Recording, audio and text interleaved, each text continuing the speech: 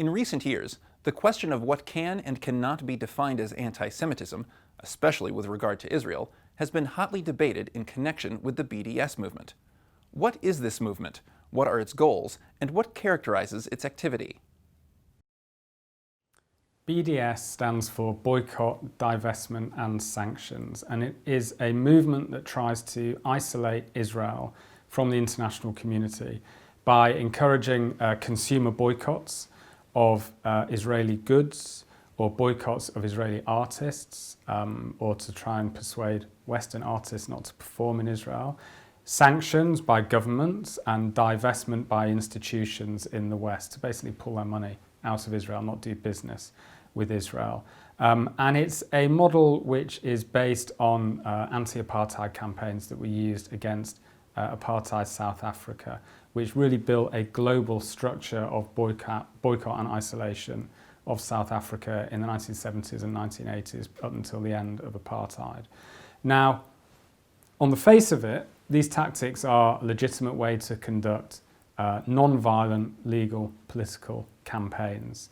And they have a long tradition in not just left-wing politics of using boycotts to try and affect change in foreign governments. Just because a liberal-minded person who cares about humanitarian issues worries about the condition of the Palestinians, feels they have a right to statehood, and decides as a result they're going to buy a Spanish orange instead of an Israeli one in their supermarket, it doesn't make them an anti-Semite.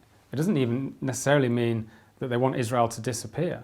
There's a whole range of motivations behind people who follow the BDS movement. So I don't think we can say BDS is anti-Semitic, but as with everything in life, things are a little bit more complicated if you look beneath the surface.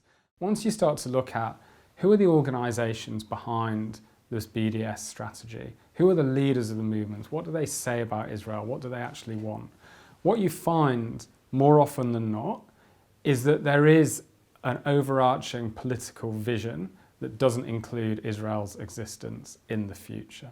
BDS movements, BDS campaigns often keep their aims vague and ambiguous precisely because it can draw in people from a whole range of political backgrounds and views.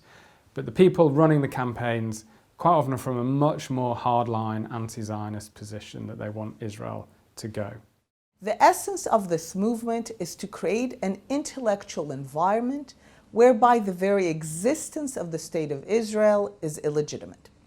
Now, this is something that is difficult to notice because many people who are part of the movement, of the BDS movement, of the battle to delegitimize Israel, will argue that they are actually non-violent protesters against Zionism. And a lot of people, when they hear non-violent, they think, these are Gandhi, these are Martin Luther King. And there is a tendency to assume that if the means of struggle are non-violent, therefore it must be a noble struggle for a good cause. But of course there's no relationship. You can have a very bloody and violent struggle that is waged for a very noble cause. In fact, most of the world's noble battles were bloody and violent. And this is less intuitive, you can have a non-violent struggle for a very violent purpose, for a very ignoble purpose. And this is exactly the essence of the movement to delegitimize Israel. The movement works by a very simple strategy, which I've come to call the placard strategy. People know it. You go to any anti-Israel demonstration, they hold placards. What do these placards say? The placards say they're equations. They say Israel, Zionism. Sometimes they just draw a Star of David, equals. Now, this strategy has been so effective, these equations have been so effective, that even people who know very little about Israel, even people who love Israel, know exactly what these equations say. The strategy has been so effective that it equates Zionism, Israel, and the Star of David with apartheid, and Nazism, and genocide, and colonialism, and racism, and imperialism. And those who engage in the placard strategy will say, what? We're merely describing reality. This is what Zionism is. This is what Israel is. And of course, it bears no relation to reality. The reason that those words are chosen is that by now those words have reached a consensus that they're evil. So basically what the placard strategy does is expose people to the refrain that says, Israel, Zionism, Star of David equal evil. Israel, Zionism, Star of David equal evil. Now, why is that important? Because most of people, for them to carry out acts of mass violence, they need an ideology. They're not psychopaths, only few humans are.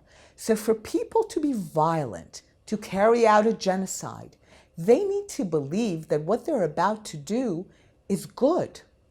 And there is no greater good in this world than the eradication of evil. So if you create an intellectual mindset that says Israel, Zionism, Star of David equals evil, you are basically creating a global invitation to mass violence. You are saying, look, there's an evil out there. Do whatever you can, by whatever means necessary, to eradicate this evil.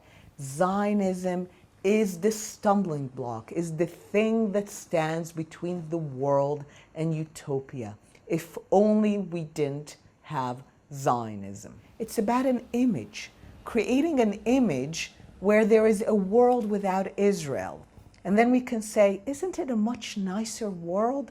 Look at the UN, look at FIFA. Wouldn't they be so much nicer without Israel?